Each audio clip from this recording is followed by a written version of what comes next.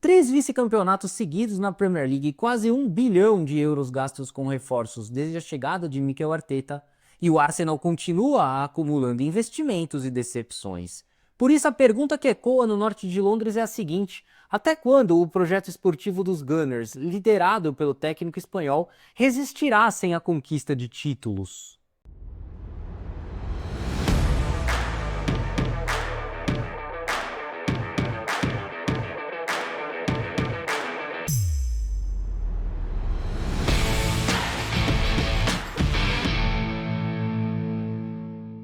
A inusitada queda de rendimento do Manchester City na última temporada deu ao Arsenal a enorme oportunidade de, enfim, acabar com o longo e incômodo jejum de 21 anos sem erguer o caneco inglês.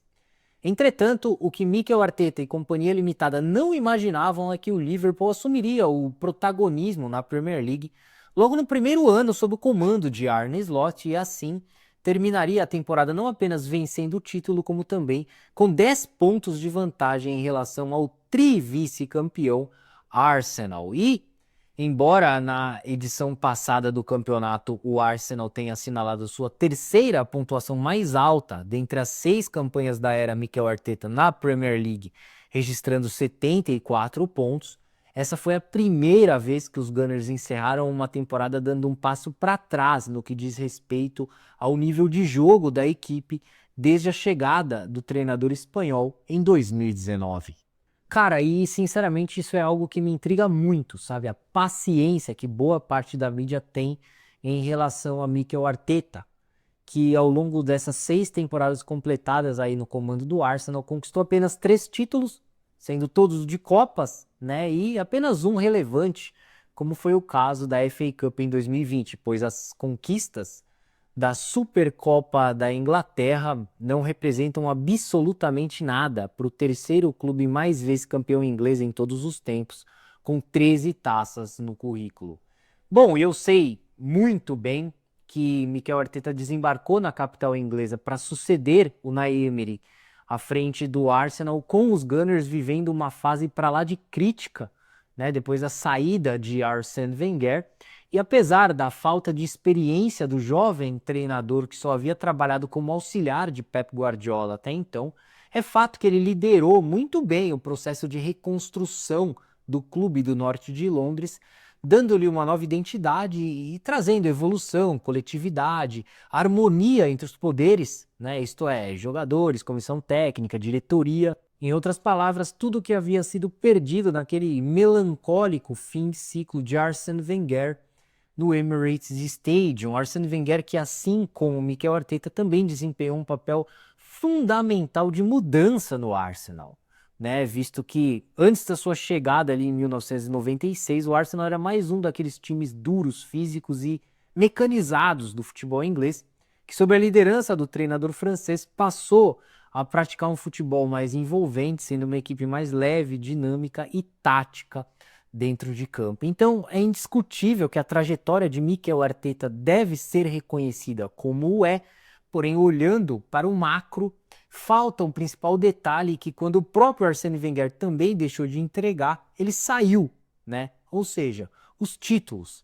E é nessa encruzilhada que o Arsenal mais uma vez se encontra ao terminar mais uma temporada sem dar uma volta olímpica e pela terceira vez sendo vice-colocado na Premier League. E certamente essa escassez de títulos por parte do Arsenal seria compreensível se, por exemplo, o clube não investisse em contratações, o que não é o caso, muito pelo contrário. Pois se a gente pegar como parâmetro as 5 temporadas completas de Mikel Arteta no Arsenal, a gente chega à conclusão de que os Gunners foram o 4º clube do futebol inglês que mais investiram em contratações neste período, estando somente atrás de Chelsea, Manchester United e Tottenham, que sinceramente rasgam dinheiro aí a cada janela de transferências. Todavia, os únicos campeões ingleses, considerando as últimas 8 temporadas, Manchester City e Liverpool, gastaram muito menos do que o Arsenal, que nestes 5 anos desembolsou nada menos que 783,8 milhões de euros, e isso sem contar a temporada 2019-2020, que Arteta chegou em dezembro para ocupar o posto de Unai Emery. Então, legal, reconstrução, trabalho, processo, evolução, a cartilha está sendo plenamente seguida. Mas e os títulos? Até porque investimentos para isso não faltaram, né? Vídeo gráfico que eu postei há pouco. E é exatamente nesse ponto que eu queria chegar, pois são diversos os jornalistas, comentaristas que elogiam Mikel Arteta como se ele estivesse fazendo muito com pouco.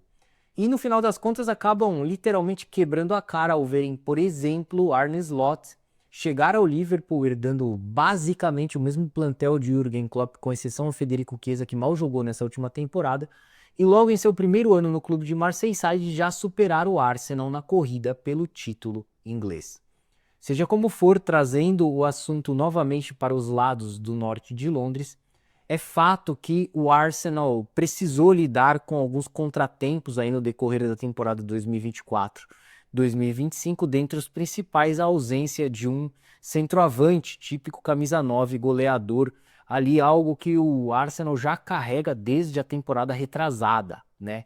Não à toa, Mikel Arteta precisou adaptar Kai Havertz para jogar como referência no ataque, e depois que ele se machucou em fevereiro, Gabriel Jesus assumiu a função, mas também se lesionou no mês seguinte. Consequentemente, o volante Mikel Merino acabou a temporada jogando como atacante do Arsenal, lembrando que apesar das improvisações, todos não decepcionaram atuando no ataque. No entanto, tudo isso é reflexo do péssimo planejamento realizado pelo Arsenal nas últimas janelas de transferências, pois desde a chegada de Gabriel Jesus em 2022, os Gunners não contrataram nenhum outro atacante para reforçar o plantel. E olha que o ex-jogador do Palmeiras e do Manchester City não é um atacante que joga como referência, centralizado na área, mas sim como segundo atacante ou caindo pelos lados do campo.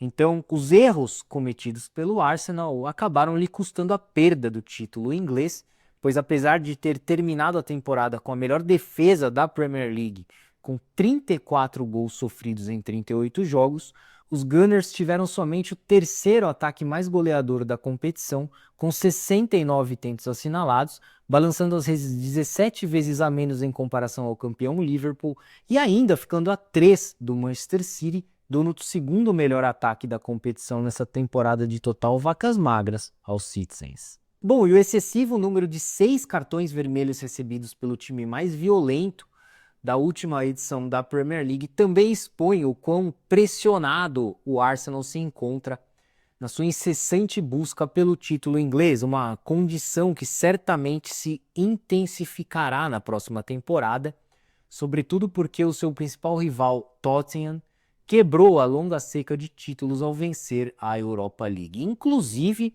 dos grandes clubes ingleses que compõem o bloco Big Six, o Arsenal é aquele que não vence títulos há mais tempo. Contudo, a verdadeira batalha travada pelo Arsenal para contratar Victor Gyökeres sinaliza que, finalmente, o clube londrino resolverá o seu principal problema ao trazer um atacante. E que atacante, né? Somente na última temporada, o sueco marcou um montante de 54 gols em 52 jogos defendendo as cores do Sporting. Por sinal, foram 97 gols nas 102 partidas vestindo a camisa do clube português, sendo 68 tentos nos 2 anos em que ele disputou a Liga Portugal. Quer dizer, o dobro de qualquer outro jogador no país durante esse tempo. E vale ressaltar que o Arsenal já acertou os valores referentes a salários e tempo de contrato junto a Victor Gyökeres, que será de 5 temporadas. Por outro lado, falta agora o acerto junto ao Sporting Clube de Portugal, já que os dois clubes ainda não chegaram a um denominador comum no que diz respeito à negociação do atacante sueco. Inclusive, o Gyökeres não se reapresentou para as atividades de pré-temporada do Sporting justamente por essa razão. Né, ele já demonstra que quer se transferir ao Arsenal na próxima temporada, inclusive disse que o presidente do Sporting, Federico Varandas, havia lhe prometido que o negociaria caso recebesse uma proposta na casa dos 60 milhões de euros com mais 10 adicionais, valores esses que o Arsenal até já superou. Então existe esse entrave, ao contrário das situações envolvendo o goleiro Kepa Arrizabalaga, os meio-campistas Martin Zubimendi e Christian Norgard e o ponta Noni Madueke, todos já confirmados como novos reforços do Arsenal, ainda que a vinda de Victor Gyökeres possa ser concretizada até a postagem desse vídeo. Portanto, através destes movimentos, em especial os de Victor Gyökeres e Martin Zubimendi, os dois que chegam aí para ser titulares do Arsenal.